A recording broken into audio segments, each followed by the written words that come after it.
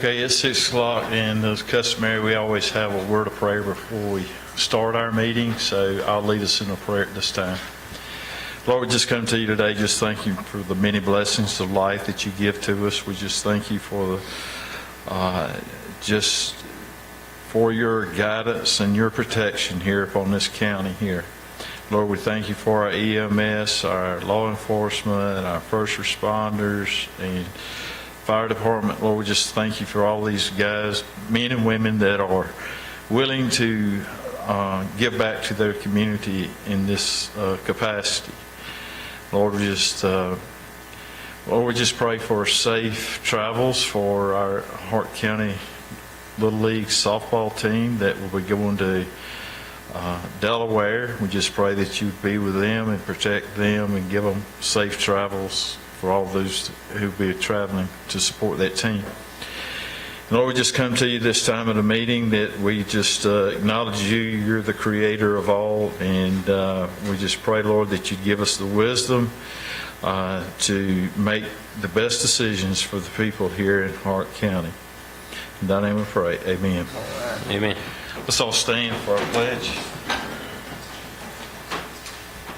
Pledge allegiance to the flag of the United States of America and to the republic for which it stands, one nation, under God, indivisible, with liberty and justice for all.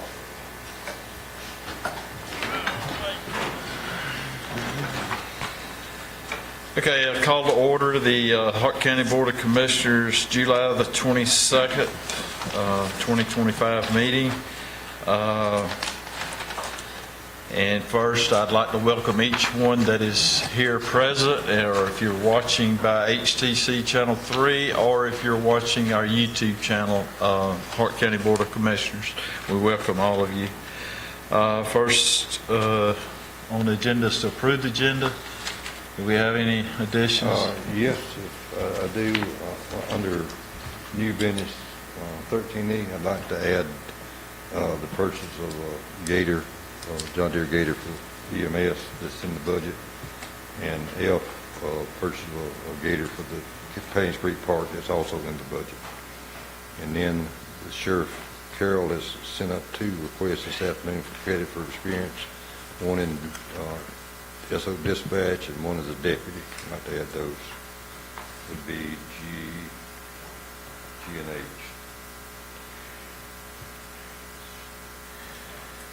I'd like to take the business license ordinance discussion off for tonight as well. Y'all okay with that? I don't have a problem with it. What was that? The business ordinance, business license ordinance. 12E.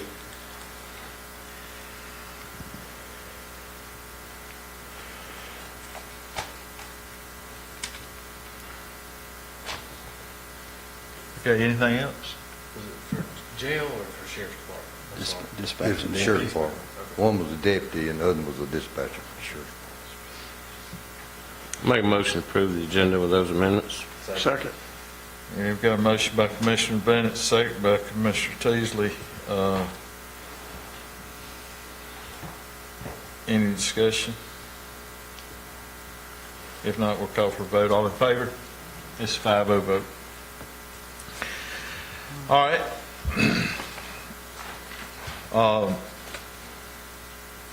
Can we get a motion to approve the minutes of July the 8th? Any additions or corrections that need to be made to those? Make a motion, so move. Second. We got a motion by Commissioner Teasley, a second by Commissioner Bennett. Any discussion? If not, we'll call for a vote. All in favor? It's a 5-0 vote. All right, then we'll move on to remarks by invited guests, committees, authorities. We have none. All right, we'll move on to constitutional officer department heads. We have Mr. Shane Hicks here from the tax appraiser's office, and he's going to go over some information that might be helpful. Just the word.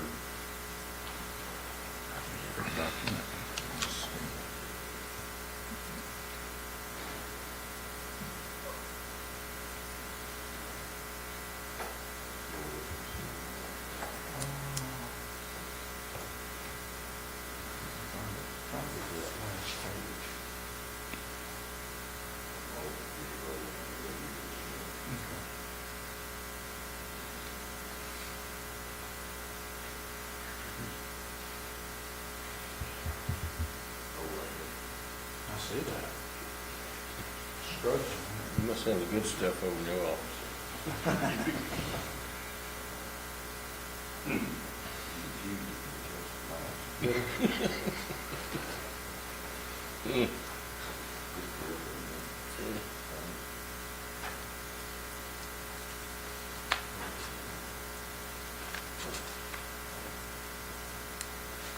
Just take Terrell's touch there. No, I ain't got it, it's gonna do something. What I'm here to discuss is basically the work that we've done for the year. It's been quite a busy year, especially with the approval of the HB 581 by the voters, and then we had to have reprogramming done within our systems, so to accommodate the bill. So we've kind of been down a long road with it. Just as recently as 2 weeks ago, we were still getting updates for calculations, for our system to properly calculate everybody's values. And that was one reason why I didn't really rush things this year. I kind of figured that there was going to be a lot of that. Some things worked, some things that didn't work, so the state had to come in and reprogram everything again. But we got the city of Hartwell, since they opted into 581, they have all that has been completed. They're being calculated properly with their floating homestead. So while this is loading up, I'll kind of touch on some things.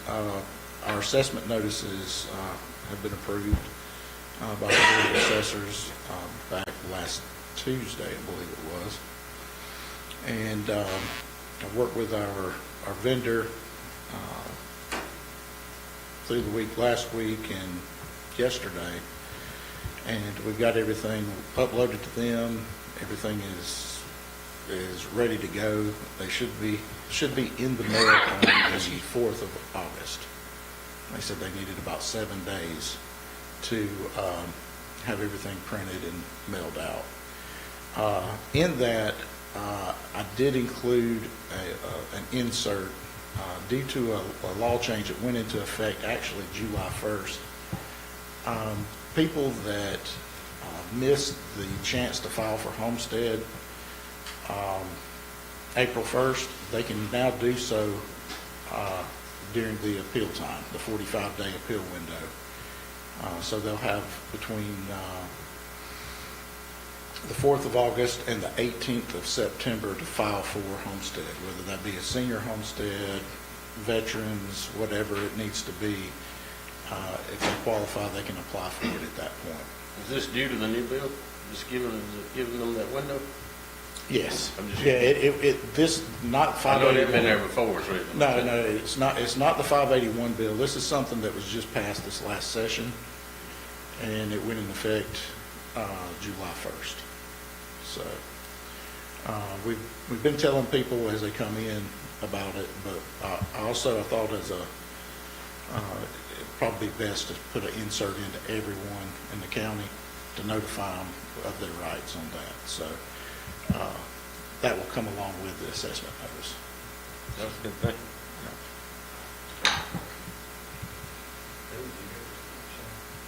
Look, this is the entire digest.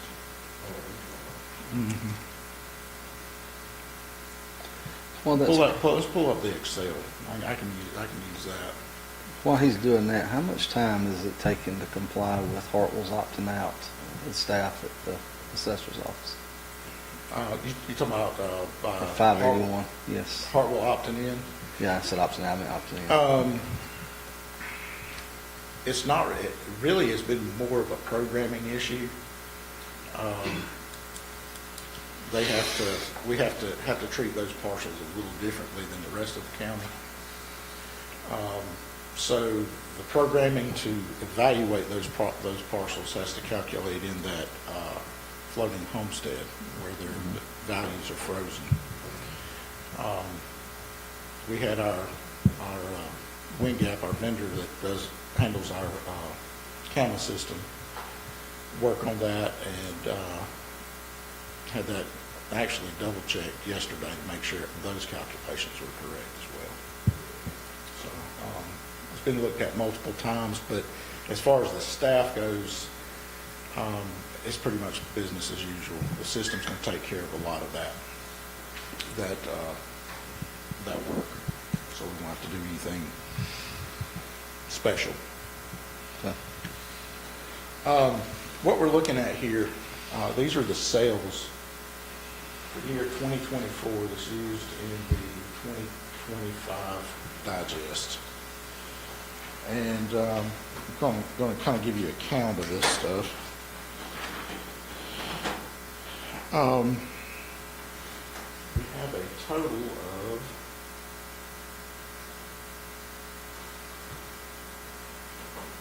$482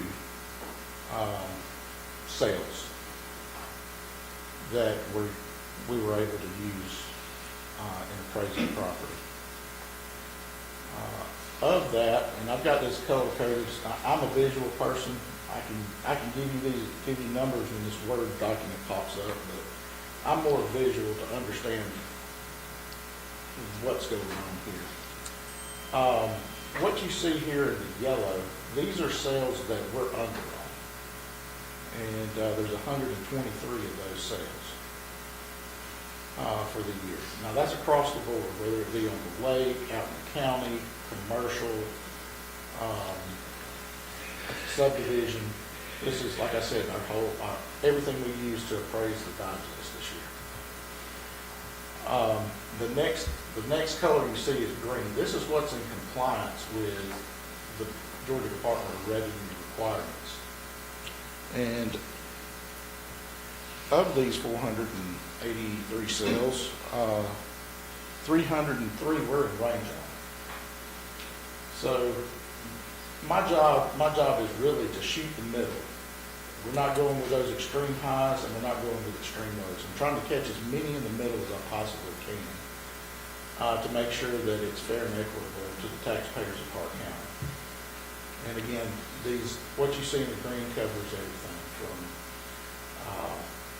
commercial right down to anything residential.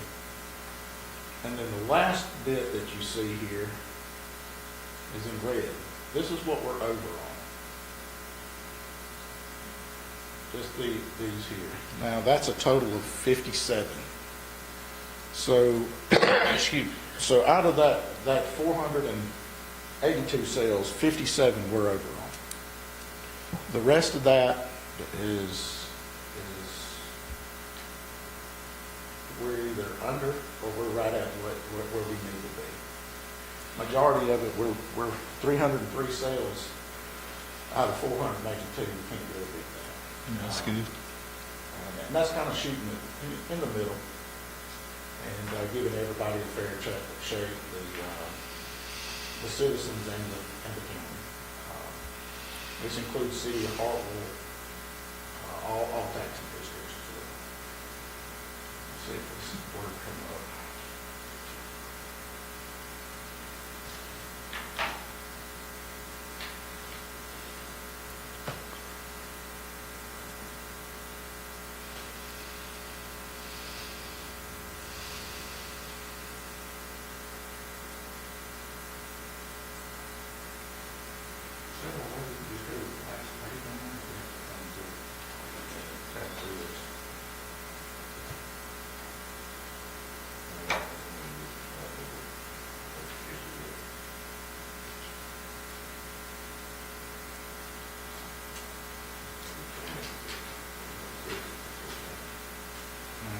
Straight out of the system. This is the Word document of what I just showed you in Excel. It would show your ratio. Your median ratio this year is a high 38, right at 39, which is definitely in compliance with the Department of Revenue. We've got to be between 36 and 44. 40 would be a dead up. We're penny for penny what somebody paid for the property. You're not going to see that much because it's hard to do with setting mass schedules, but at 38, that's very, at a high 38, that's very fair. We're just a tinge under, but we're going to pass our audit on that. So that's kind of where we That'd need be to be. good news, won't it? Yeah. Explain to everybody that may be watching the importance of the sales ratio Well, the And- sale, yeah. and how we've been fine before because we've been too low back years ago. And then also about the impact that public utilities are involved and how it impacts the taxpayers. Right, right. The sales ratio,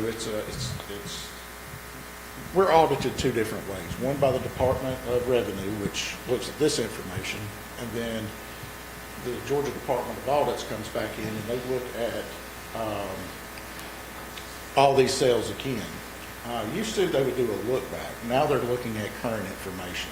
So it's going to be a little bit easier, hopefully, this year than it has been in the past. But with them, their audit range is a little bit tighter. We have to be between 38 and 42. Now, if we fall outside of range, the county gets penalized, if you will. The public utilities are assessed at whatever we fall out. If we fall out to, say, a 36, instead of being assessed at 40% like everybody else is, the public utilities would get assessed at that 36. So they get a break, which ultimately causes the taxpayer to have to foot the bill for the public utilities.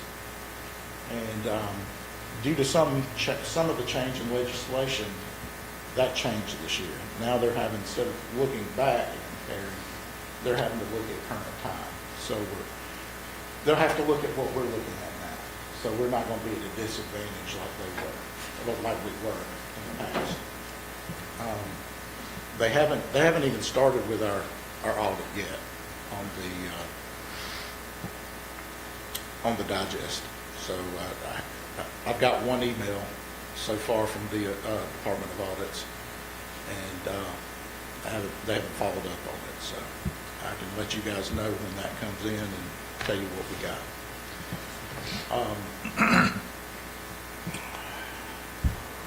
It's still not coming. Yeah, I think I'll do it next time. Yeah. Another thing I need to let you guys know, we did start the personal property audit on cell towers or cell companies. As of last week, I think they had done 3 companies doing the audits on those. Some of the things they have reported correctly, some have not. They have left things out, that sort of thing. So they're in full swing right now doing those audits. I know Ms. Chris and Nicole was working on that this evening when I left. When the audit comes through, it goes back 3 years. So anything that they failed to report within the past 3 years, they're going to get a tax bill for it, and penalties and interest applied to it. But we'll send out all documentation to these companies, letting them know. The company that's doing the audit will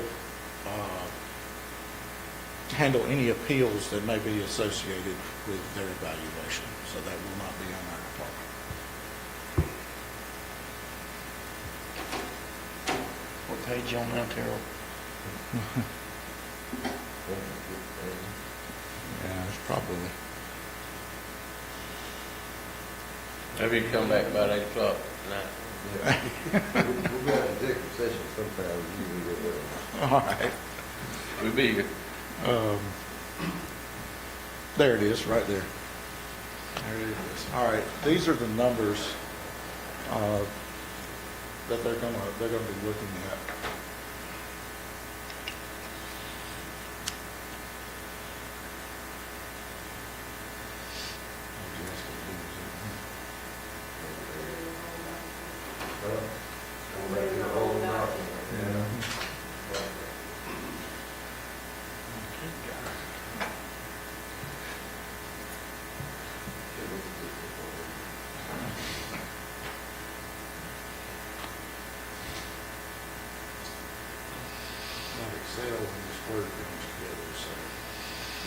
it comes in together.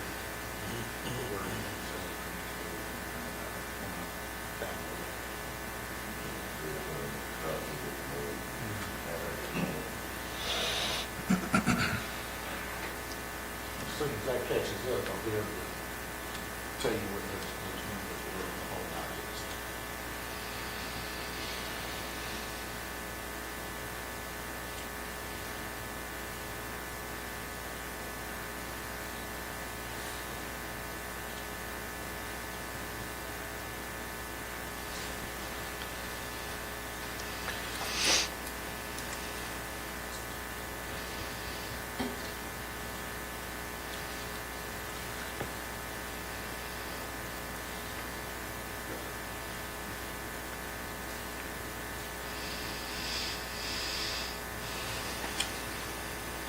Oh, that's loading. I did compare the digest to last year's ending digest. You're not going to see, we didn't see the increase like we had seen the past 2 years. Past 2 years, you'd kind of seen 20-25%. This year's right at between 7 and 8%. And what we've seen with our sales is things not necessarily slowing down, but kind of leveling off. We didn't have a lot of inflationary increases this year. The cost of materials, I want to say started out at 152, but by the end of the year, it was down around 140. And our current cost for last year was 145. So we elected just to leave our cost right where they're at, where it was, because our numbers was working out so good. There wasn't any need to change cost. We did, however, give everyone the year depreciation as we should. So most years you get a depreciation and a cost adjustment, which kind of levels things out, but this year there was no need to. People did get the depreciation. So I guess it's a little bit of relief to know that not looking at a huge increase coming up like we've had the past several years since 21. So, but we had a lot of new construction this year. I think the guys picked up more houses than they have in any year since I've been here. So they were really busy. But just to kind of fill y'all in on that. And this thing's still Looking at the last legislation coming out wasn't real clear. I believe the board's got approved the administrative that he sends out on the tax assessment, which is supposed to, we are on inflation this year. I think the SOC to second and third for all these last year. Now, we still take rollback, but we just don't know how much rollback. I mean, it's not small, but law, if you have it out of the road, one meeting, you don't come out there, you got to do all of that stuff. So, I guess it's fine to change suggestion, we just approve the whole thing. 2-3 or 2-1 or something. Well, the benefits of that, and this is probably something you want to think about even going forward. If we go on the prior year millage rate, we can send a notice that looks like it did last year. We don't have to do an estimated rollback, and they won't be what the state's calling a hybrid notice because of the city of Hartwell. It would be very confusing. You'd have for the city of Hartwell, you'd have two different values, and they won't know what they're being taxed on as far as what their taxes or estimated tax would be. And that would take more programming. But I talked with all the municipalities this year and got everybody on the same page to use the prior year mill rate, so that when I print that assessment notice out, send it out to them, it looks just like it did last year with that estimated tax at the moment. And that was a part of the law that I think a lot of people missed, a lot of counties missed, and there's been several counties had to go back and reprint every one of their assessment notices because they got it wrong. So, I didn't want to be in that category and have to spend that money to resend assessment notices. Shane, I had a question on the homestead in the city. So those homestead properties, they'll forever be locked in at 2024? Is that how it will work for as long as they live there and they're homesteaded properties? Yes. It's only on the house and land. Yeah. Okay. It's But not it on won't change. accessories, it's not on swimming pools, it's, not on the external garages, it's just the house and land that applies to, that freeze. So, the only time that that's gonna change is if they sell it, and it resets. If it goes down, if the value goes down, it's gonna go with that lower value. But it does not reset. It's still that value. That way, if it goes back up, say 2 years later with whatever the market's doing, let's say it's fluctuating, it's still going to hold that 2024 value. So that's something that's just locked in on those homestead parcels. Now, the people that come in and they file they don't have homestead, they didn't have homestead in 2024, and they come in and they file for 2025, it locks their 2025 value. They don't go back to 2024, it locks their 2025 value whenever they apply. It'll change every year, the present, it locks the present, not the past. Right. Whatever year they apply, yeah, it will lock that year. And then you're gonna have those. Yeah. If they get a building permit or do improvements, that will change that going forward, right? I'm sorry. If they get a building permit, add on, do something changes, it will change that Yeah. value going forward. Yeah. It'll be the one-time event. Right. If something's done. If they build an addition, of course, that is going to change that. It's going to reset it.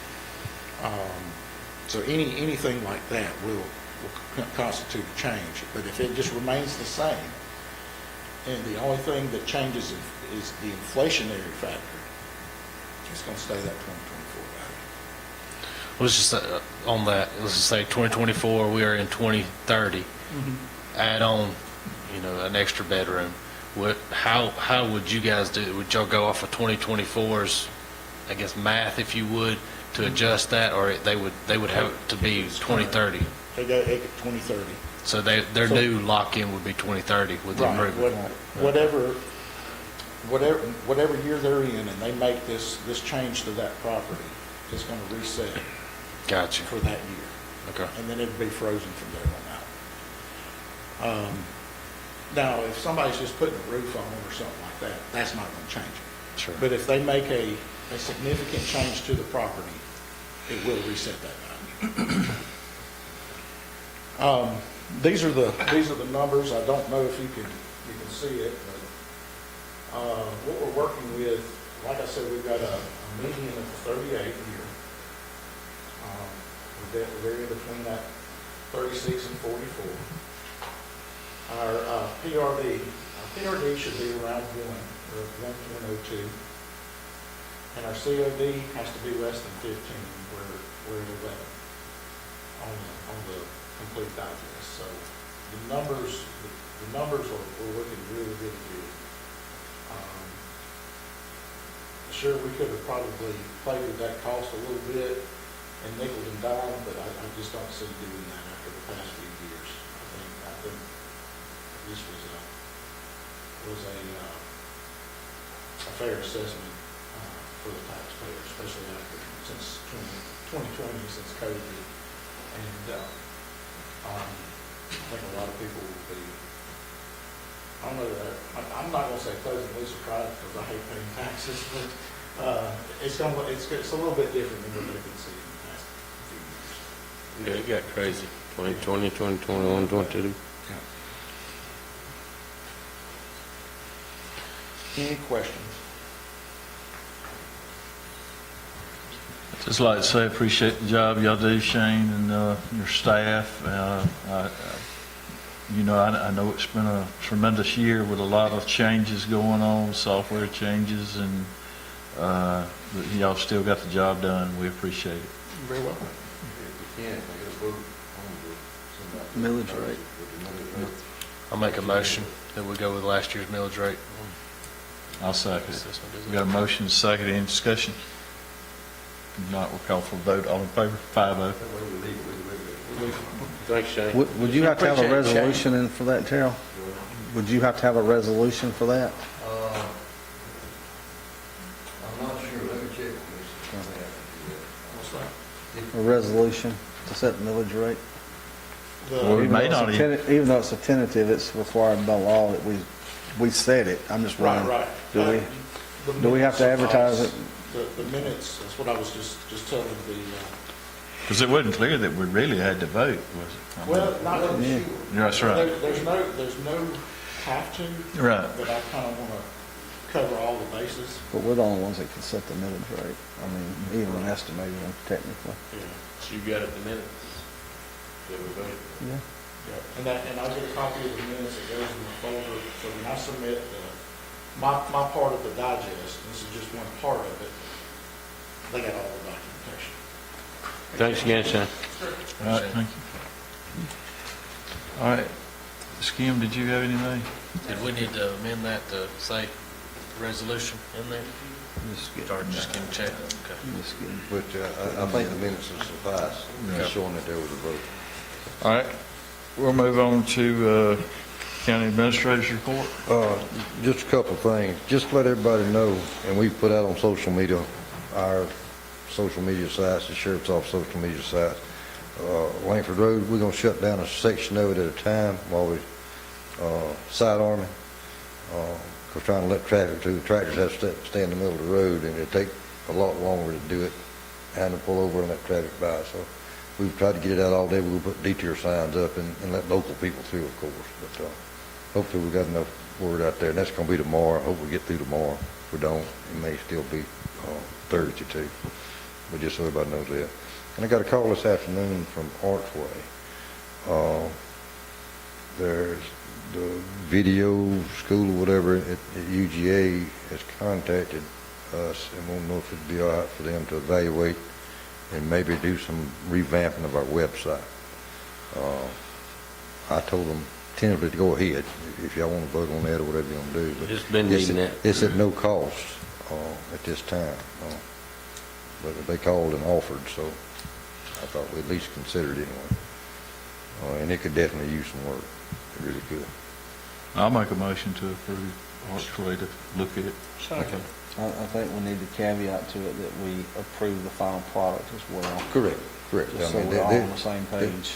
Yeah, they like always, they'll come in and do the stuff and they make a presentation. And if you like it, we change it. If you don't like it. We're not agreeing to any changes no, at this no, point. It's They're just going to reevaluate. It'll come back for us. Yeah, That's this, right. yeah, this is just for I them just to want to make sure start. everybody's clear on that. Yeah. That's all I'm saying. Yeah. So you're saying to go ahead and let them make the changes, and I just want to make sure that was clear. Yeah, right. And make the All right. recommendations for But other than that, changes. that's all right. All right, we got a motion, second. Any other discussion? If not, we'll call for a vote. It's 5-0 vote. All right, move on to Chairman's report. I would like to say congratulations to the Hart County Little League Softball Senior League girls. They have done something that, as far as the records show, that has never been done here in Hart County. They're going to be playing in the World Series in Delaware, and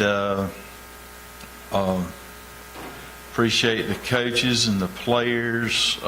They have to have good work ethic, practice, and all these things have to come together. But furthermore, I appreciate Jim and the recreation staff providing the location for Hart County Little League. They've done a great job this year. And also, I would like to say thank you to Jeremy Haley. He's been the district administrator for a long time. Before him, Jimmy Fortson. They always done a great job. They go by the book.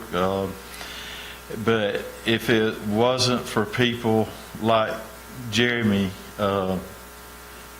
involved in Little League, we wouldn't have the elite program we have here. So he does a lot of work, and also Lisa, who works here, she's on the district staff also, and I just like to say thank you to those. Also, Commissioner Teasley and Brown and myself attended a ag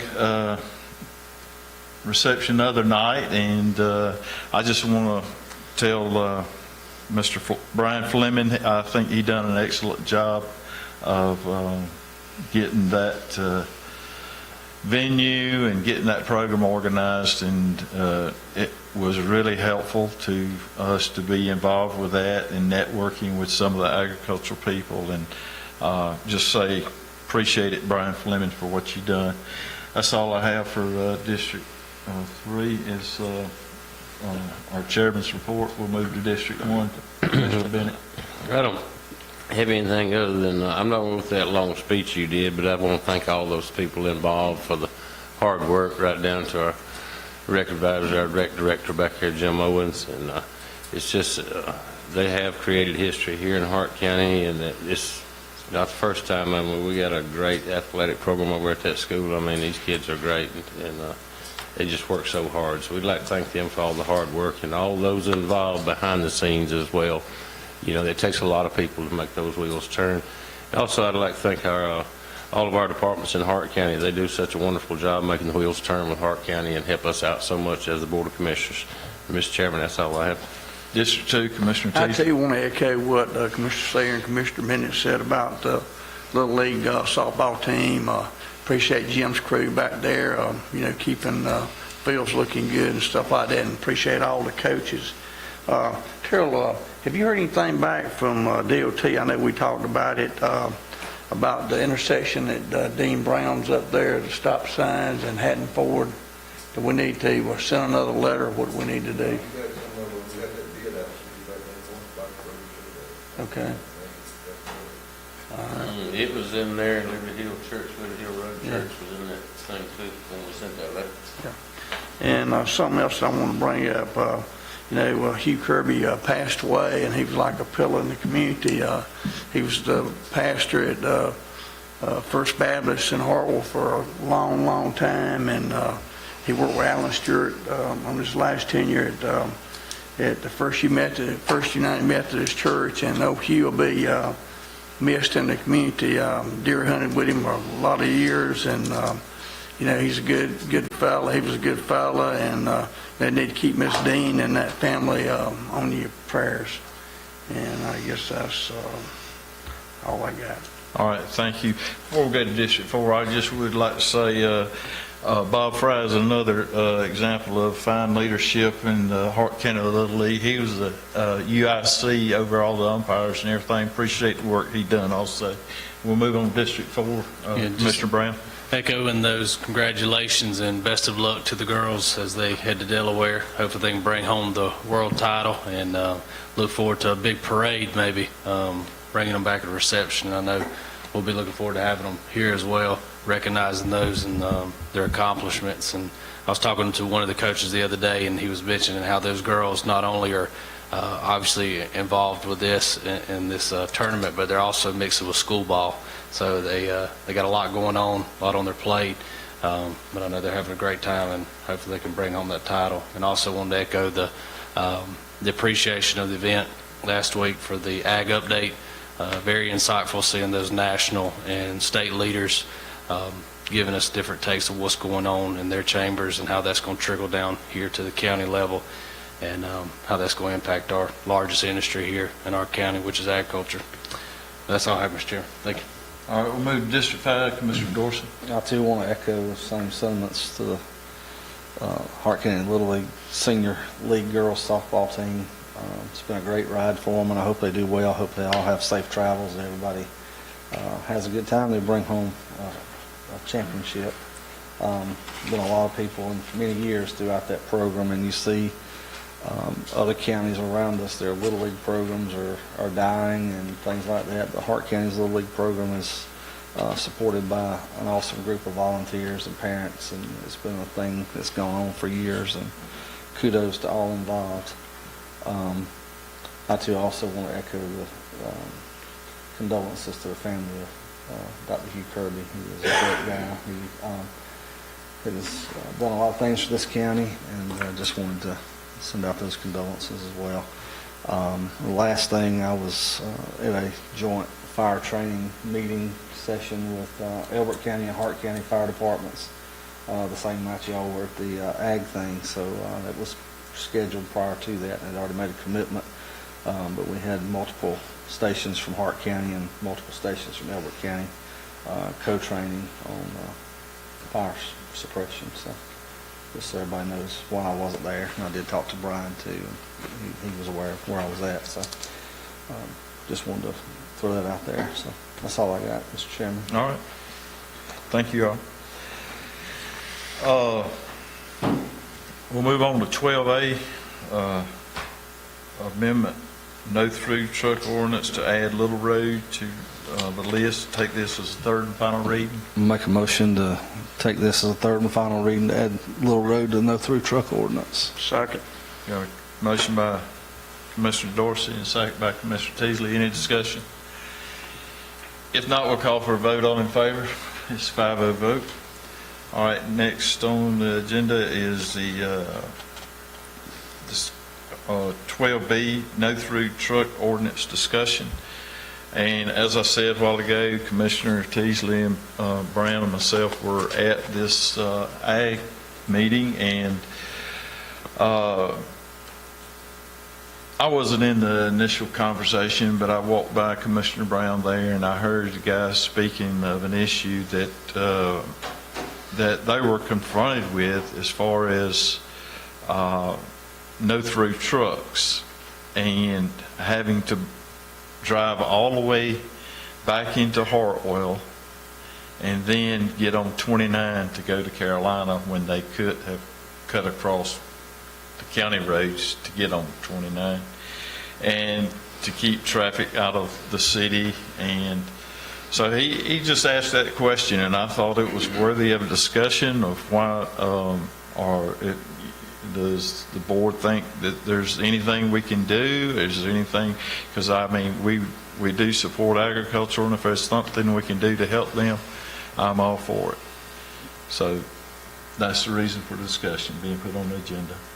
I think my biggest question was, were we even allowed to do something like that? As far as I think from what I gathered, there's a law in place coming from the federal level that limits truck size, of course, on small roads like our roads, our county roads. So I don't know if we could even offer an exemption for those agriculture purpose trucks, but it was several situations across the county. Obviously, we have poultry houses scattered in different areas, and with that, sometimes they'll have to travel through one county road to get to the other county road where the farm is located.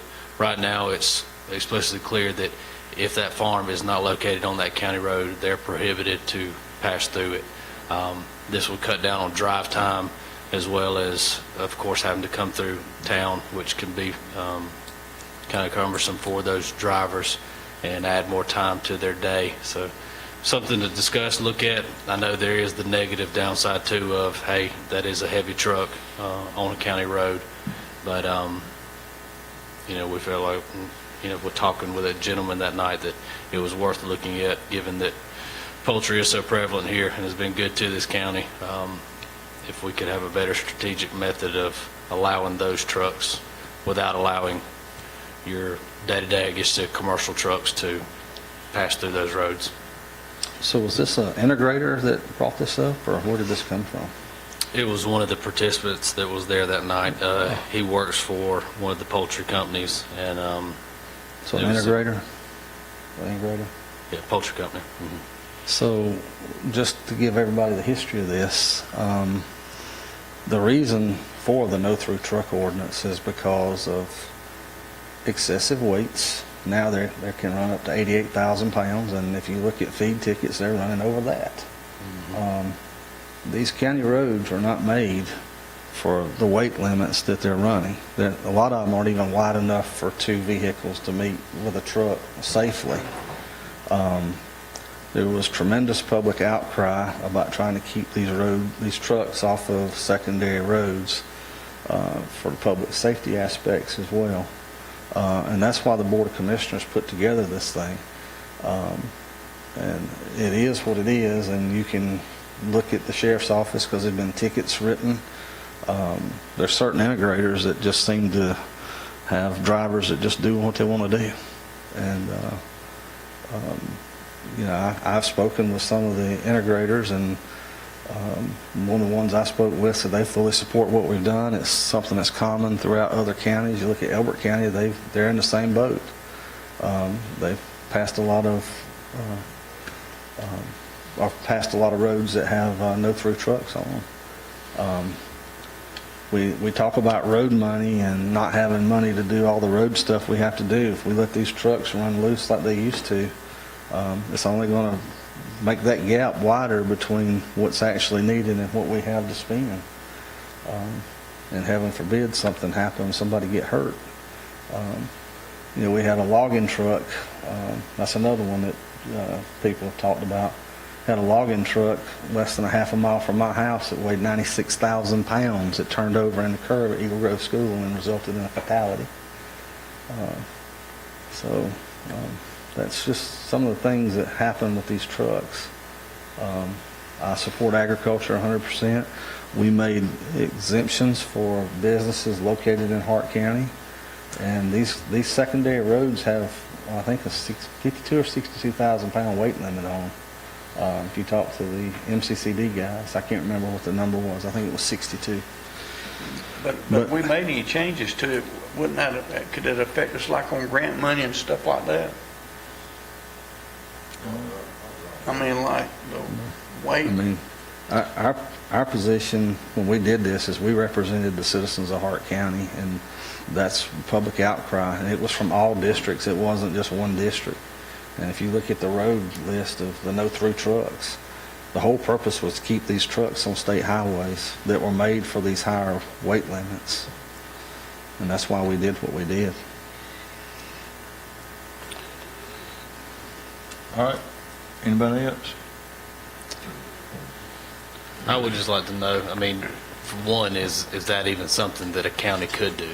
Is deviate from the federal motor carrier law and state laws on limits? That's weight what I limits? meant to say, yeah. Well, we put the no-through truck signs on them. I mean, I'm satisfied we can take them off. But it's, that's a two-way street there. I mean, you got these load limits, you got bridges that don't handle these That's loads, exactly stuff like right. that. And I know it'll save traffic in Hart County, the city. You know, it would cut down some of it, you know, it's just it's a lot to that, I think. It is. It's not going. It's one of those things that you're going to have pros and cons, because there's definitely roads in our county that it makes absolute no sense that the truck has to turn right when they could turn left and save 20, 30 minutes. Well, there's a lot But of them. the problem is you're going to have several roads that are going to get beat up or not have the capacity, and they are going to use those roads to cut through. Well, a lot of them don't abide by our laws no way. That's right. They just run on through them anyhow. Some of them do. So, Well, I think they're getting ticketed pretty heavily, is what I've gathered. well, they should be, because we have clearly communicated this to these folks. And, you know, just recently, Marjack, we had an issue. Pilgrim's Pride, we've had issues for years. I'll call them out. I mean, it is what it is. They have worked to try to fix some of this. Trantham, JBS, run these secondary roads all the time. I've been fighting this, and the sheriff's department's been fighting it, and have written tickets and tickets and tickets. And these chicken companies are going to say it's the drivers. You know, they've been told, and the only way you're going to stop them is ticket them. And that's what we've done. And this is coming from the citizens of this county that this 5-member board represents. Integrators are looking at it for profits, and that's what they're looking for. They're not looking at the big picture as far as the safety and the well-being of the constituents that we represent. And that's why we put this in place. And I'm not trying to throw rocks at anybody, but when we first put this in place, we had input from integrators, and, you know, I can honestly say there's some I've never had complaints from. Columbia, Fielddale, never had complaints about their trucks. I mean, they stay off of them. But, you know, I mean, just recently, I mean, I've had issues in off of Gold Mine Hollow Springs Road, and then off of Eagle Grove School Road and Mewburn Road. I mean, just time after time. But it's finally slowed down. And I mean, I was told last week that there's been an occasional issue there, but I'm going to make a motion that we leave this intact and we don't make any changes to it, because it is definitely something that the citizens that we represent asked for, and that's the history on it, and I think it needs to stay. Do we need to vote on that? I mean, we just having discussion. I I mean, we wasn't going to take no action. Well, I mean, as long as you don't, I mean, it take 3 readings to do it, to turn it Yeah, off. But we would, I just think we need, the fact that it's been discussed and the reasons why, I think you need to make a statement, you either support it or you don't, and that's why I was making the motion. Well, I mean, the reason why I wanted to discuss it is, I mean, one, it's a constituent, 2, it's agriculture. I mean, this is the #1 industry, and we want to support our #1 industry, which is poultry. And talk about safety, if I can cut down drive time within the county or within traffic areas in half, or cut a 30-minute route into a 5-minute route where there's no cars, then to me, that if they are overweight, that's where you want those overweight trucks away from people.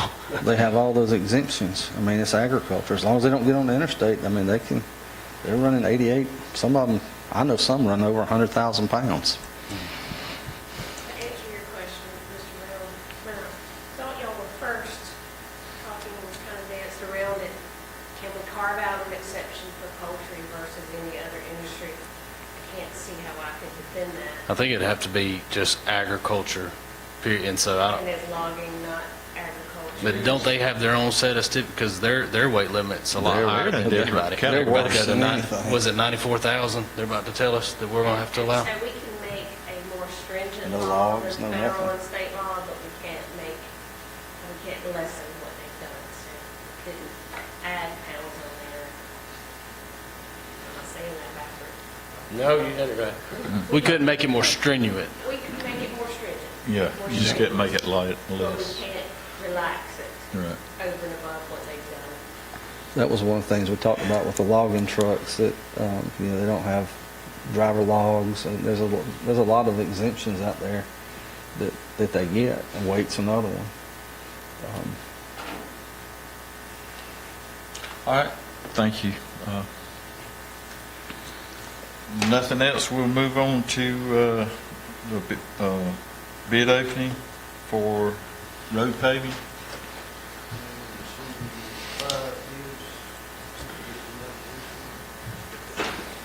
Sheriff, while we open this, I have a question. We've yet to get these driveway aprons done on Akins Lunsford Road from the last paving stuff. When was that going to get done?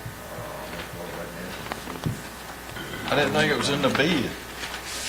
There's driveways that are like that coming off.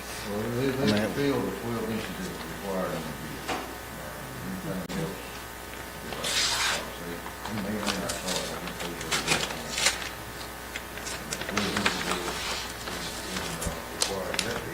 These bids are out.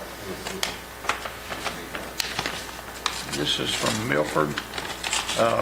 Level course 124, asphalt 115, grinding 138, roadway asphalt and widening 187, and striping $8,195.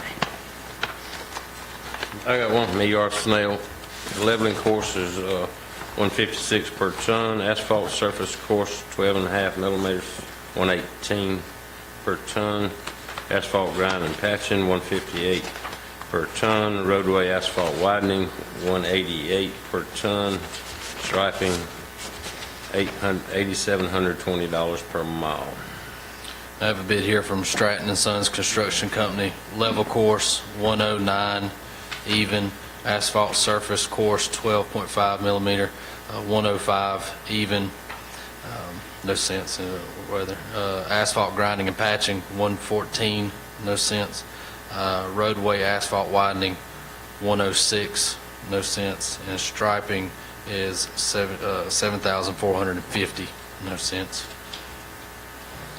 We got a bid from C.W. Matthews Contracting Incorporated, level course $119.99 per ton, asphalt surface course 12.5 millimeter, $115.76, asphalt grinding and patching $136.02, roadway asphalt widening, they listed that as non-applicable, and striping $7,450 per mile. Okay, I got Allied Paving Contractors. Level course is $128 per ton. Asphalt surface course, 12.5 millimeter, $112 per ton. Asphalt grinding and patching, $148. Roadway asphalt widening, $165 per ton. And then striping is $8,500 per mile. That's all of them. Get a motion to turn these over to.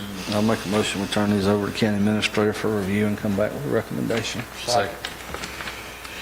Got a motion by Commissioner Dorsey, second by Commissioner Teasley. Any discussion? If not, we'll call for a vote. All in favor? That's a 5-0 vote. All right, now we'll move on to bid opening for the jail health services. One I'm not sure it is, so right, it's addressed to me, but it came on the same day, so I did not open it just in case. Go ahead, Frank. Go ahead. You Yeah, got put it. your laptop in there. Oh,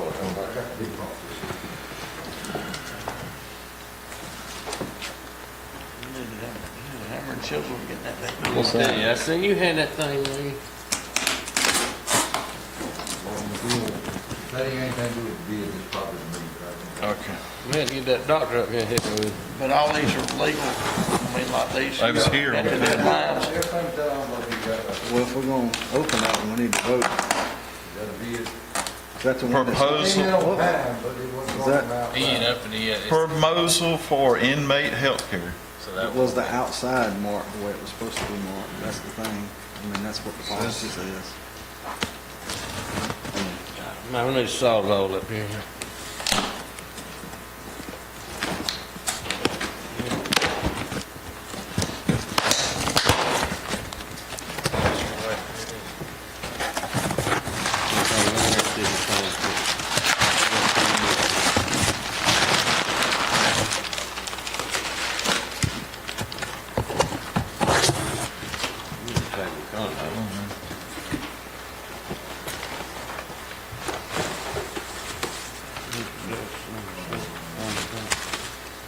I don't know what was on the bid. It doesn't say, usually it says mark it as what it is.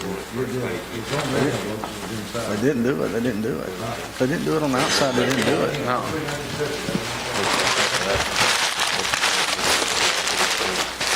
I don't have the bid spec in front of me, but This is going to be so you I know, but normally it says it's got to be marked what they're supposed to be. If that's not marked, I mean, if y'all want to open it, we can vote to do it, but the policy says that's what we're supposed to do. I know. I'll make a motion, we open it. Did it get here on time? Yeah, we're here on time, we wasn't sure about the envelope. I'll give you a second. If it got here on time. It's got on the envelope, on the inside of the envelope, what That's it's not- for. All I'm saying is, what the policy says, that does not meet it. That's all I'm saying. Everybody else can make it, but we got in this before about bids not being on time. It sets It's on precedent. time. I understand, but you've had situations where you've had bids that weren't on time, and you opened it because it's blank. Can you pull it up right quick, Terry? The policy? That way we can I mean, it define. does have it on there before. It's in that package on the bid sheet. Okay. Should be. Well, I got a motion second to include the bid. As long as it made it here on time, I'm fine with it. All in favor? 3. Opposed. Okay. dangerous precedents. Okay. That was the big deal before. The thing about it is, we put a bid spec out there, people should be able I to ain't follow found it. nothing. Ain't nothing in there on the money side. We think it's huge. I mean, they got every, on the front of the book, every one of them's got a sheet that tells you what it is and don't say anything about pricing. Got 4 books. They all need all books.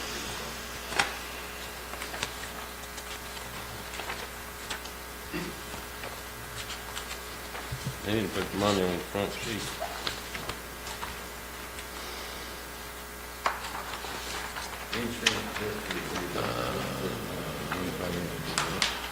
I have one from Southern Health Partners. I'll try to find where they're located at, Chattanooga, Tennessee. And it has proposed staffing, nursing 12 hours per day, 7 days per week, up to 2 hours per week on QMHP. Provider weekly visits, on-call 24/7 medical staff. It says for the average daily population of 150, cost pool is $30,000, and the annual base Fair. price is There's something right here. $343,025 at $28,585 per month.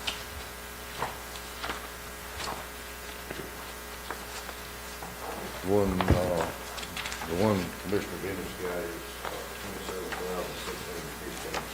$27,615. Per month. That's Core Care Incorporated. It's got a big breakdown here, but the cost pool would be $27,615.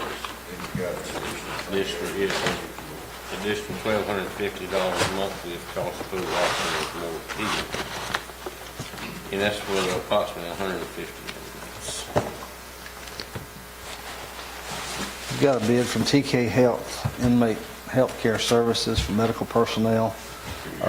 Personnel-related costs for providers at one clinic per week, nursing 12/7, mental health 4 hours per week, via telehealth, psychiatry 2 hours per week, via telehealth support and administrative personnel, including benefits, $301,947.42.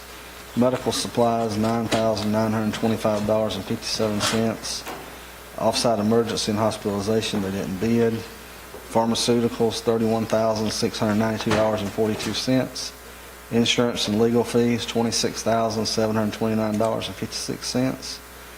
Electronic health records, $19,942.13. On-site corporate support cost, $8,784.95. And corporate services and management fees, $58,485.35, for a total annual fee for the first year of operation, $457,507.40. Annual renewal increases, year 2, 3.95%, year 3, 3.95%, and year 4, 3.95%. And then the per diem, higher than 150, goes up $1.59.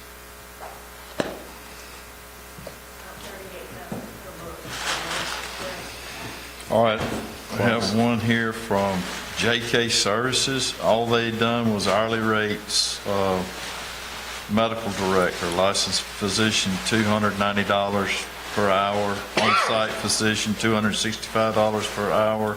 On-call physician, $189 per hour. Nurse practitioner, $189 per hour. Mental health provider, $189 per hour. Registered nurse, $89 an hour. Licensed practical nurse, $69 an hour. Clerical, $69 an hour. Dentist, $200 an hour. Emergency medical technician, as needed, $69 an hour. Radiology, $245 an hour. Medical administration, compliance oversight, $145 an hour. So I don't know how you figure that, but. Now you got a 3 or 4 hour minimum, and then you start from there. And you,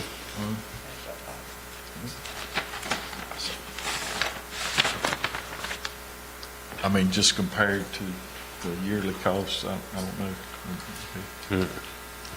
All right, got a motion to turn these over to county administrator? motion. Second. All right. And the sheriff. Got a motion by Commissioner Brown, second by Commissioner Teasley.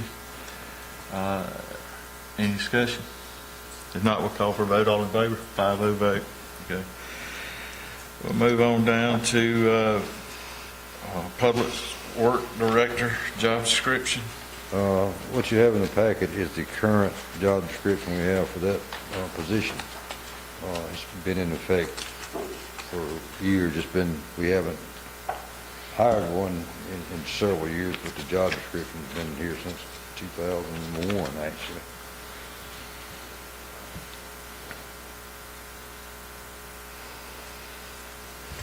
So it hasn't been updated since February 2001. No, it's been updated a time or two, I think. I guess that's just original timestamp for. Yeah. Excuse me. Be my recommendation that we mark this thing up with the recommendations that we want, give it back to Terrell, and then update the draft. I know there's some things on there that do need to be updated. Like, for example, on the second bullet point, roads is not even mentioned. It talks about solid waste, and it talks about roads later on, but I know you wanted to do some things as far as road inventory, long-term planning, that kind of thing we've talked about. Some of that's in there, not all of it.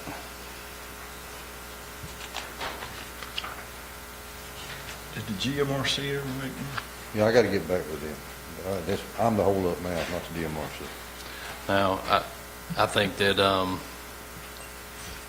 what Commissioner Dorsey was saying, I think that'd be a good idea, that everybody should take some time and go through this, and us, work to get it done. I would throw that out there, that GMRC would probably give us a draft as well for free on this one, because they've done it before for me in the past for other job descriptions, and I don't see why that would hurt to have that to go with our recommendation as well. Just get them to send it to you, send it to everybody, and then when we make our recommendations, copy everybody on the email and Terrell, and send it to Terrell. Yeah, they do have something on I thought it'd be good to look at both of them. I don't And have a problem with Yeah. huh? it. I don't have a problem with it. Okay. And as far as the other job description for DMRC, I've been kind of busy, so I hadn't had time Okay. to hold up. Well, I got to thinking about the other Little day. thing called a budget I've been working on for a while. When I asked you about that, it hit me right after. I said, well, it's not like you didn't have a budget to be working on, so we can wait. Well, you can still mark that up. But Yeah, just, I think we still need to come up with our own I'll recommendation. get with them and get them to send us something. I'll send the email to them, and Okay. we have a meeting at the end of the month as well, and try to get something back prior to our first meeting in August. And Okay. once they email that to me, I will forward that on to everybody, all right. so we can look at it before the meeting. So right now, we're just going to mark this one up, and then Commissioner Brown's going to be in touch with GMRC and get that copy, and we'll go from there. Get it to all of us, and then we'll Right. all send our updates to Terrell and copy each commissioner on what you're seeing. Okay. I did have a question, and Commissioner Dorsey may know this too. On Public Works Director, of course, you're wanting an engineer. Do they have to be stamped and approved, or can they be still in their, what is it called, shadowing phase? I think they have to have Well, like 5 it years. could be whatever y'all decide to be, but you'd be better off to We'd have. rather have a PE. That way rather- they can you sign really need a off on PE. things. Would save But us the a lot of money. recommendation in there, it says That's what we want, something that preferred saves us money. qualifications, it don't say it. Yeah. We'd that's be what we better off want. with a PE. It would save us a lot of Pay for money itself. around us. It'd almost pay for itself. Okay. All right. We'll move on to new business. 13A, equine fireworks ordinance. The state has adopted a law that the counties can adopt to basically, it just says not to be shooting fireworks within 200 yards. And Well, you have three options to allow it during certain days and times, and I took out the everyday option and put special holidays. You can say none within 200 yards of the facility, or the way you may want to go is the third route. It will allow you to do a special use permit, or a special event permit for somebody that might come within those 200 yards for a special event. So I wasn't submitting this as for a first reading tonight. I gave you the options on the dates and times. It would be regular holidays that were allowed under the ordinance of the state statute, or you can take those off entirely and do what y'all want to do with that. I do like the special The special events event. permit. You're right. Because that's the one thing that is the problem here is if it was, you know, you can say good old days or however you want to put it, but if the neighbor would take the time and go to the equine owner and say, hey, tomorrow night we're having a get together, and actually take the time to get those horses boarded up or get them situated, then you probably would avoid a lot of the issues here. But when you got a $50,000 quarter horse that the owner has no idea, and then firework goes off and then it kills itself, that's when it poses an issue.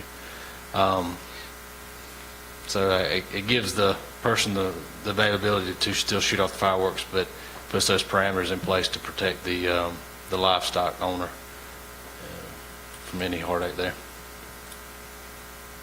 But my other, if the special permit isn't sufficient enough, and I'm good with none too.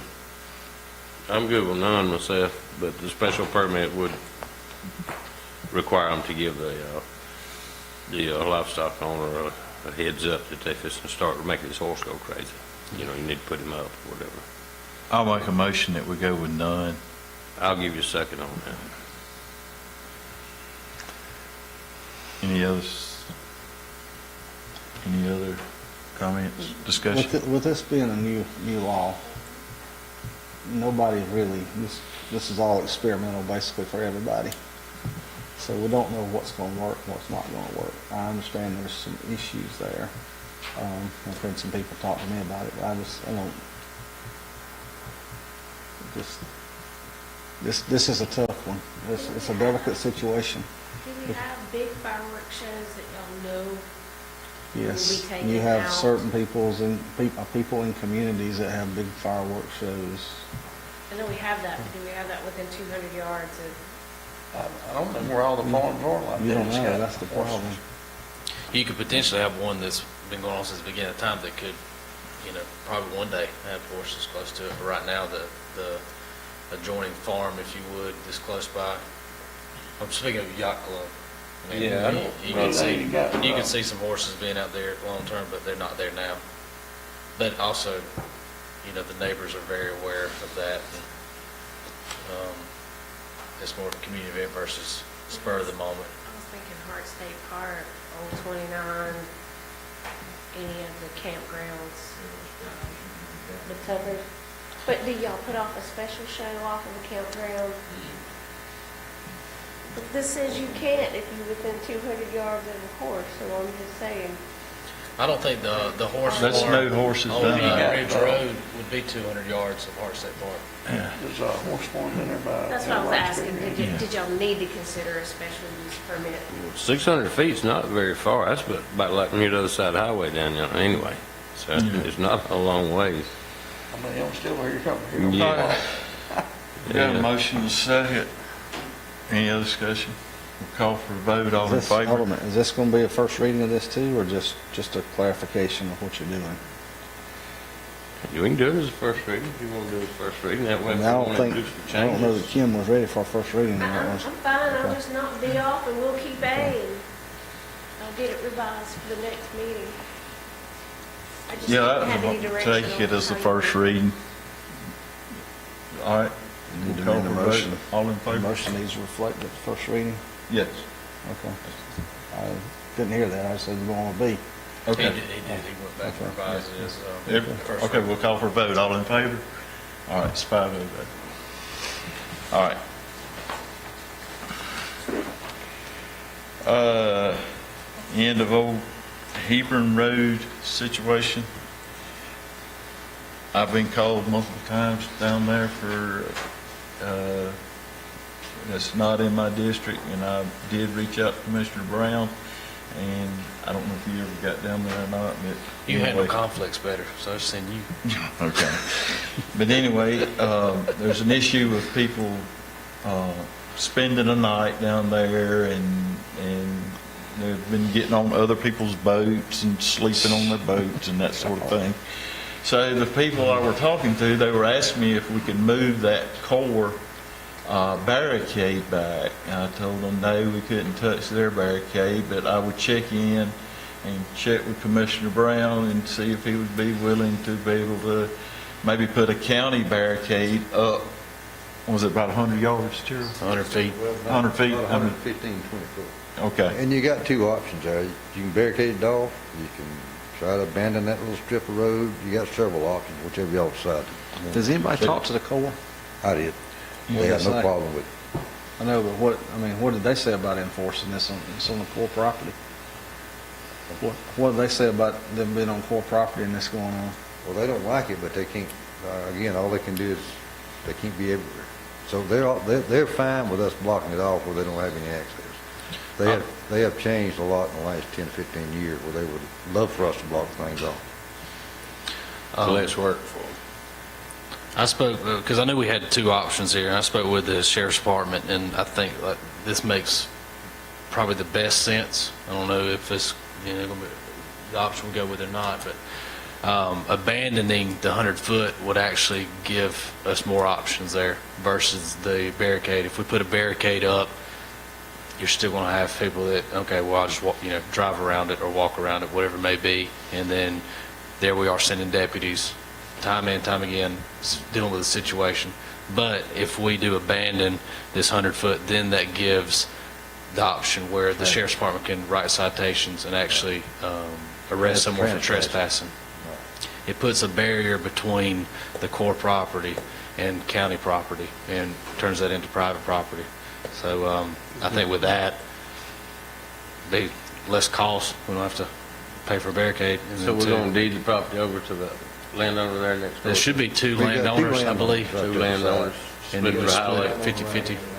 Right, split the road, and then they put up private property and all that and stop people coming in. Sign, they do the signs. The problem is that they go down past there and the barricades down there in the woods, up, you can't see the barricade from there. And they're inside the woods when they drive their car down in there and you can't tell. And I imagine that could be pretty fearful for those neighbors right there that they don't know when they're down there and when they're not down there. But Well, they're getting on those people's property, on their boats and so forth as well, so they shouldn't be doing it. How much property are we talking about there? 150 foot. feet by 20. I mean, have you split it between the neighbors? Yeah, we'd have to declare it surplus, would we not? I Well, don't know if we man, can it's just, on I don't know if we just give it to them. No, you can't, I don't think you can give it to them, can you? We know exactly what we have, we know exactly what we have on the road inventory. Yeah. I mean, that's, Well, I made that's it some back prime in. real estate right there, guys. That's right. I'm not for abandoning that. I declare it surplus, put it out for bid. Neighboring property owners want to buy it, they can buy it. They can fix their own problem. Well, to address it right now, I would say let's put the barricade up, I'm good and then we with can go into abandon it later if we want to. Because all told, you're probably looking at least a quarter of an acre there. Couldn't hear you. You're probably looking at least a quarter of an acre. Well, you just say 30 by 100, so you got 3,000 feet. Because it goes on down in the woods. I mean, you can't really see. Well, if they put the barricade up there, that'll fix it so that people can see the automobiles when they come up. That's right. That would Then they help. can call the law if they want to. Right. And they're aware of people that do come down there and they go out there and with their kid or something, just go out there to fish. I mean, that happens too, and they don't have any problem with that. It's just the people they don't know and don't know what they're up to that they've got a problem. And the problem's only going to get worse. What about the Corps? I mean, well, I guess they can only come up so far. That's right. Well, they could come in there by boat and do, I mean, be there as long as they want to, can't they? I'll make a motion to put a barricade in place there. Give us a Second. Okay, I got a motion by Commissioner Bennett. Who seconded? Joe. Okay, Mr. Dorsey. Commissioner Dorsey seconded. Any other discussion? And I will say, the night the deputy came down there, Chief Deputy Haley, he was very professional, and the deputy they sent, Deputy Anderson, he was very professional to those folks down there, and when he left, those folks felt better. Because he'd done some things to check the guy out and all that, and I want to say appreciate the sheriff department being involved with that.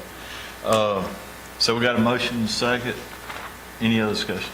If not, we'll call for a vote. All in favor? It's 5-0 vote.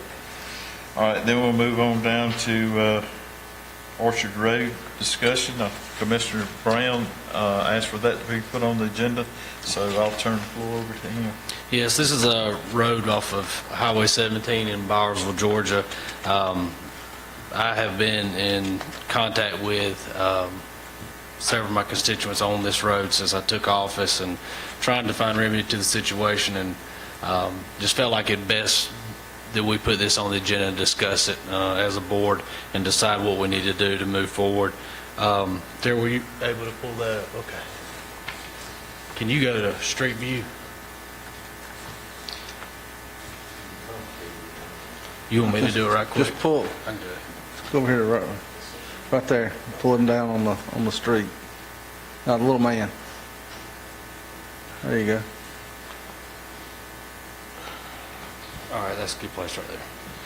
All right. That's actually the old road, tar and gravel. No. That's flat there. That's the most up to date. All right. But that's not current. All right, stay right there. Don't go back. All right, and you need to go to timeline.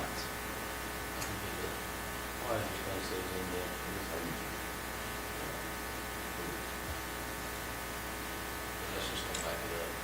We need to go, is this on Google? Is this Google?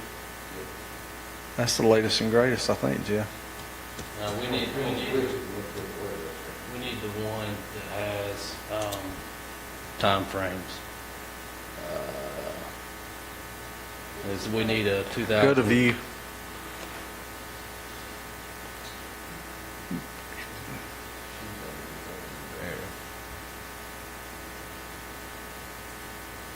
This is not how it looks like No. online. It's one of those icons up there, I think. History. No, the icon's over here, Terrell. Up at the top. See what they say.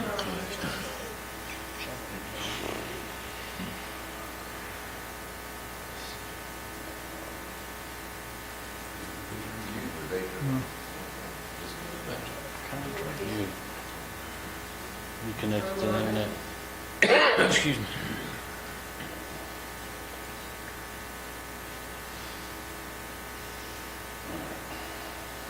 Come on.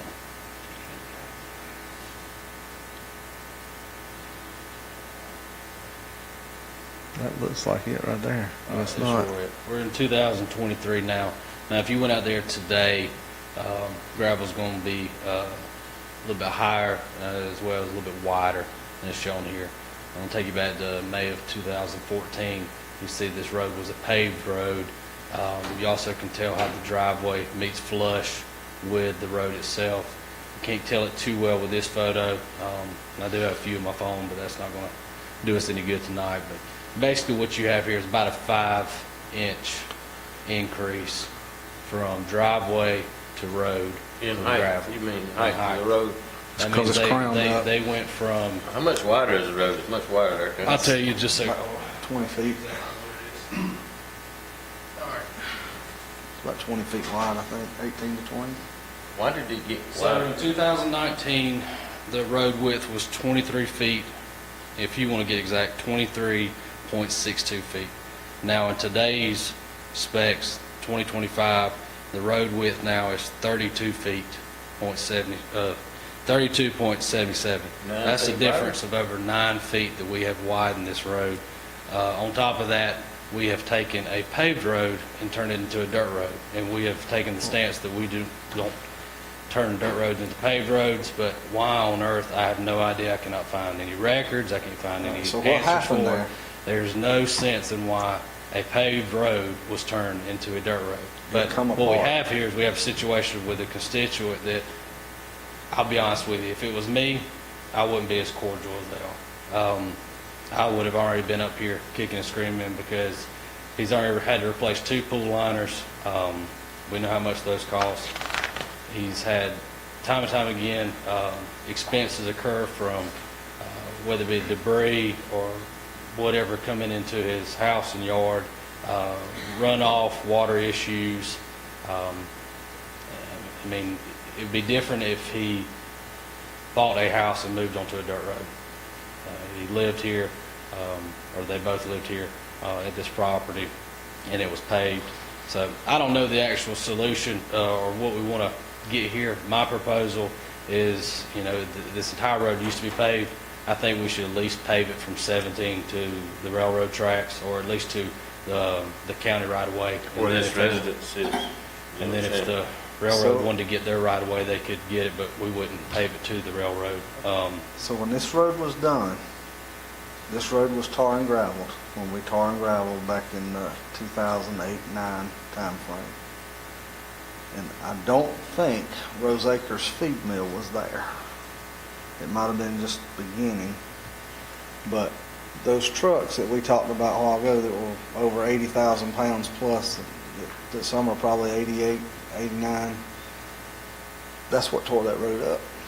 Because you would have, at a minimum, you had Rose Acres feed trucks, and you also had the Schooler Company who had the warehouse leased inside of Rose Acres that was selling bulk feed.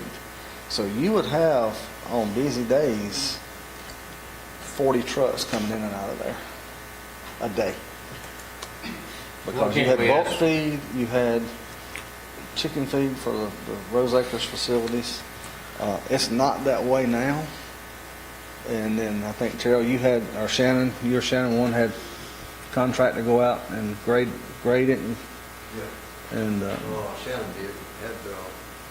They took it and just milled up, broke up tar and gravel, and we built a base. There's a base out there now. Yeah, Yeah, to it's too hold the trucks. I mean, We've spent enough money on gravel and maintenance, we could have already paved it.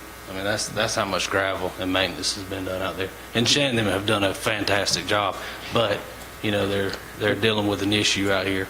And, I mean, I understand the trucks tearing up paved roads, but, I mean, they travel paved roads to but this one wasn't get built there. for these trucks, the amount of truck traffic. And that should have been on the county to have proper parameters in place At the time, it wasn't pick there, Jim. where these industries should have went instead of putting them on roads like this. That's Bowersville. I mean, that's just point in case, like I argued with the subdivisions, we were just letting subdivisions come on roads like Jane Road. And now we have that road that's already in disrepairs. I think it's 8 houses that aren't even built there since we had to approve it. Guys, why can't we not put, I know we put no food truck on it. Why can't we tell Rose Acres that they need to pave that little stretch right there if they want to continue? Now, I will say, and Rose Acres goes out there now, and they actually spray some type of treatment.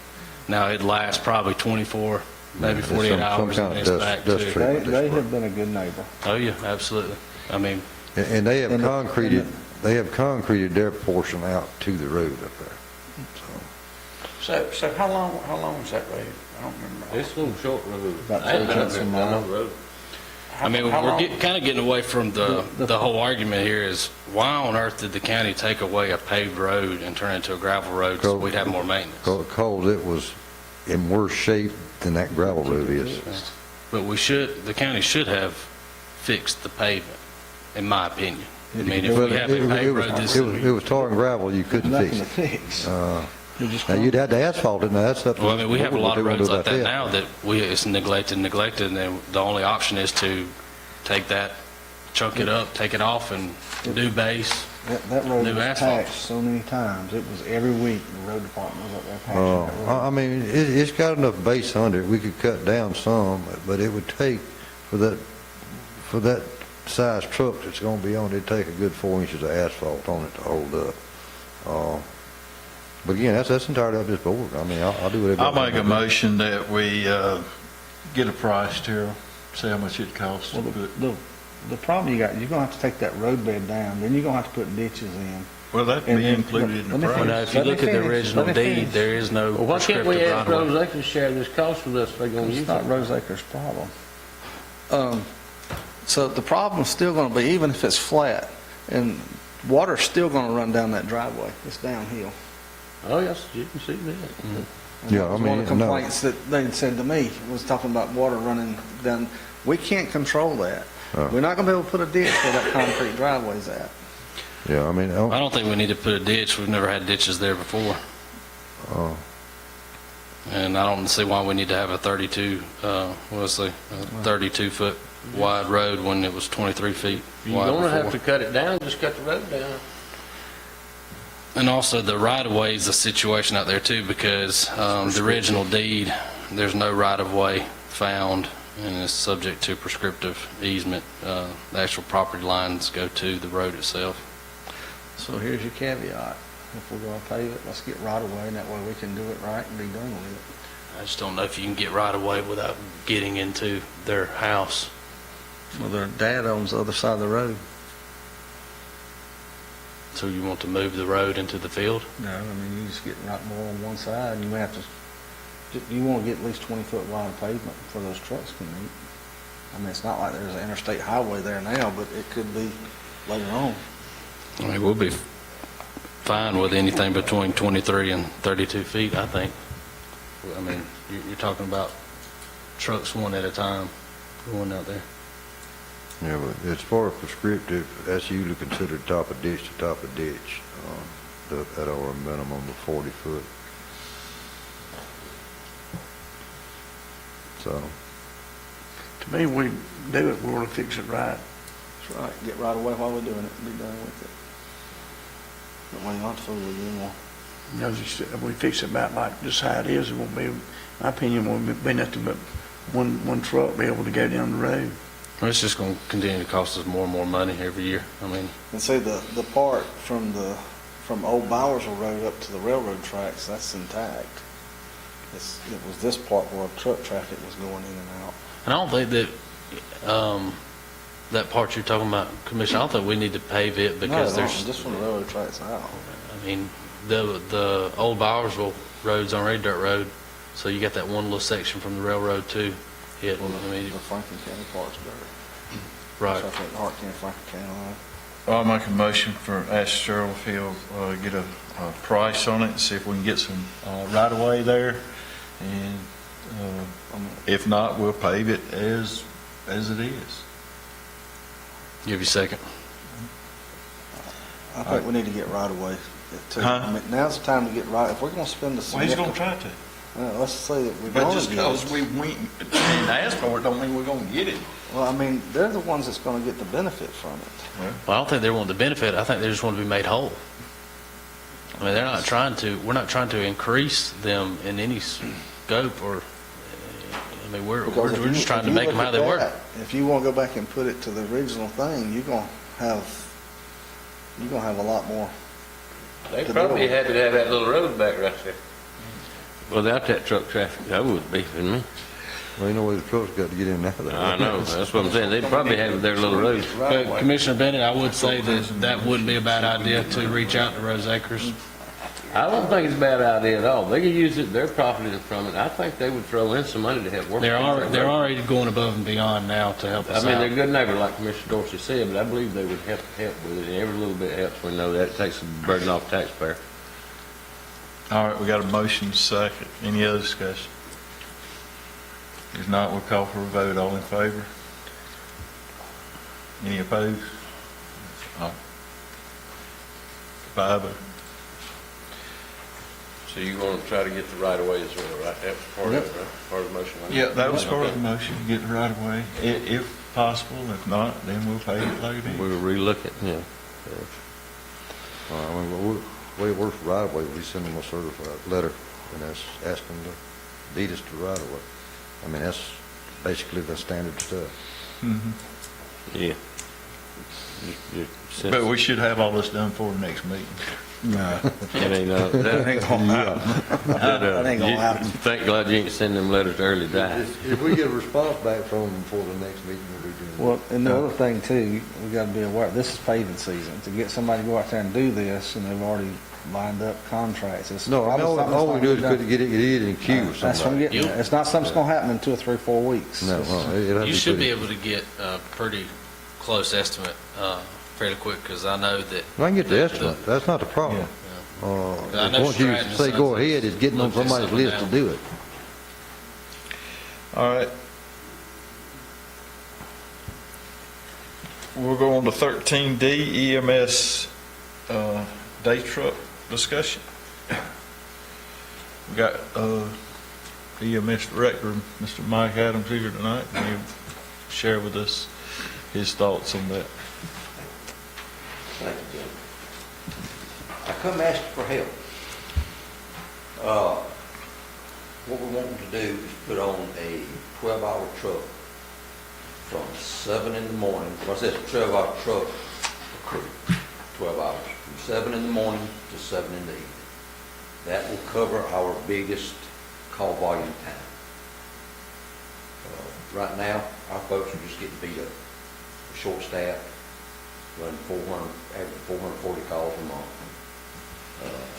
It's not going to slow down. We've had a 5% increase every year in call volume.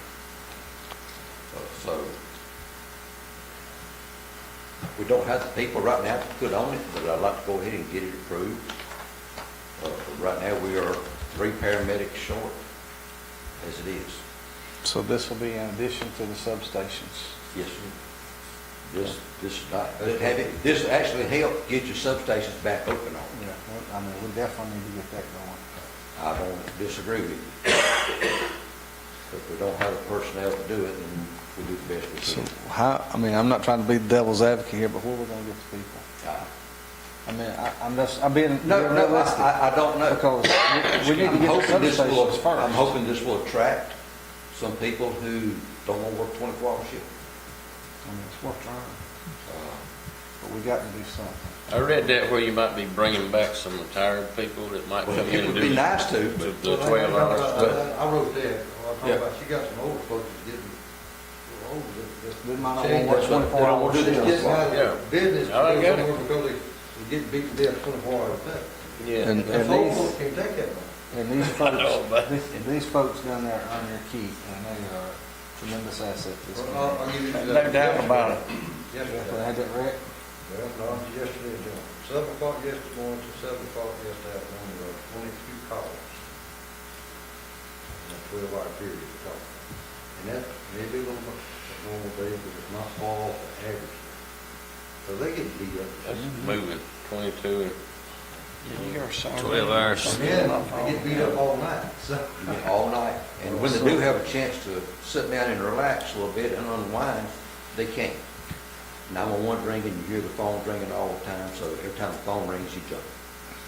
So they can't relax.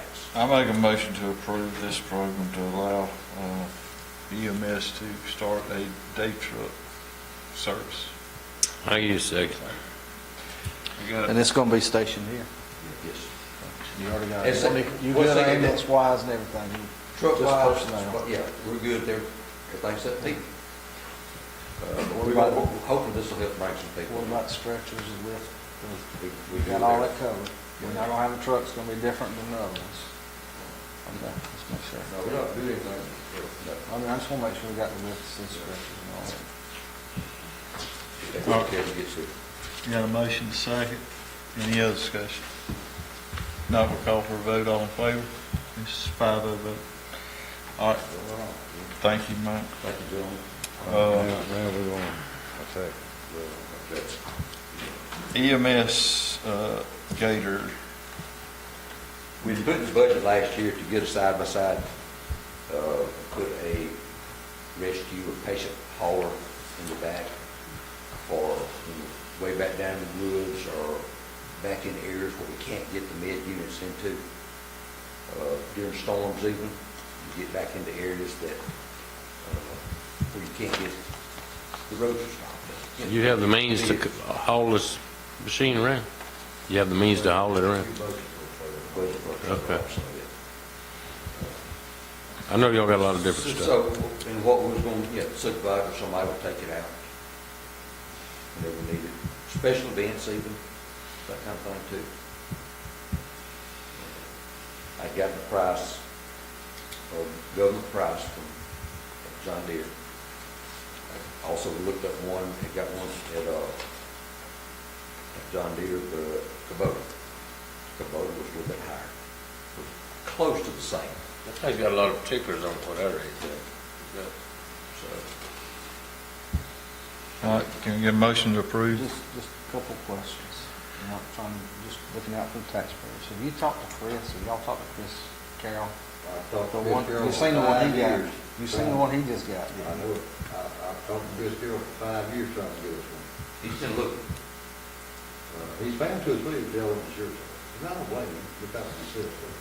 I think that there's a need that we could possibly get it, but, I don't dispute that there's not a need here. Yeah. I'm just looking to see. I would love him to find us one like that, but. So this thing has an apparatus that'll lift up? No, it's just got in the back of in the bed, Uh-huh. it has a patient carrier bolted in, where we put a Stokes basket or a long spine board up there, and then a medic, or EMT can sit beside them, on the monitor, while it comes out. Oh, yeah. All right, So we'll have to suspend our purchasing policy, because anything over 10,000 has to be bid. We can do Big that. contract price. And with the purchasing policy that shall be bid, we got that discretion. Just trying to do it by what it says. I'll make a motion that we suspend the purchasing policy as allowed by the purchasing policy, and that the board go ahead and move forward with this purchase. I'll give you a second. Okay. Since it is a state contract price. Yeah. All right, we got a motion second. Any other discussion? If not, we'll call for a vote. All in favor? It's 5-0 vote. All right, now we'll move on to Plains Creek. Thank you. All right, thank you. This is Thank you, basi- Mike. This is basically the same thing we budgeted last year, this is current year, to replace that gator up there. This one's a lot cheaper, it don't have to be near what the other one was. This is 17,000, same company, same price, same contract, same Make state a contract. motion that we suspend it and do the same thing with the state contract price. Second. Now, this money comes out of the Pine Creek, It's like gonna be- recreation money, right? And the This other one was a money little for bit this less, other though, right? comes out of, 17. Got a motion by Commissioner Dorsey, It's not coming out of second this one, it comes out of third. by Commissioner Teasley. Any other discussion? If not, we'll call for a vote. All in favor? It's 5-0 vote. I was worried about doing 30 for that too. I was like, hold on a second. Yeah. And Ed done 90% of the footwork on all this stuff, so he needs a. Yeah, I a bar. appreciate that, Eve. Now we got requests for Let's take Experience. first. Sydney Anthony, and Mason, the deputy. Mason Anthony, yeah. Yeah. Chris is asking for 6 years experience for him as a deputy, road deputy. Make a motion to approve. Second. Got a motion by Commissioner Brown, a second by Commissioner Bennett. And the next Any one is- discussion? If not, we'll call for a vote. All in favor? All right, it's 5-0 vote. It's not a new position, of what I understand, right? No. Open position. And That's about just the part-time. next one is for Haley Anthony, 2 years experience, and I can vouch for that because she worked for me back here in dispatch for 2 years. Make a motion to approve 2 years Second. retro to start date. Got a motion by Commissioner Dorsey, second by Commissioner Teasley. Any other discussion? If not, we'll call for a vote. All in favor? It's a 5-0 vote. All right,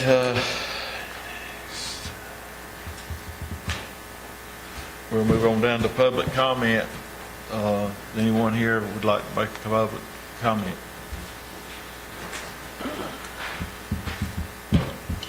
If not, can we get a motion to exit into executive session for So moved. Second. litigation, personnel, real estate? All right, we got a motion by Commissioner Teasley, second by Commissioner Brown.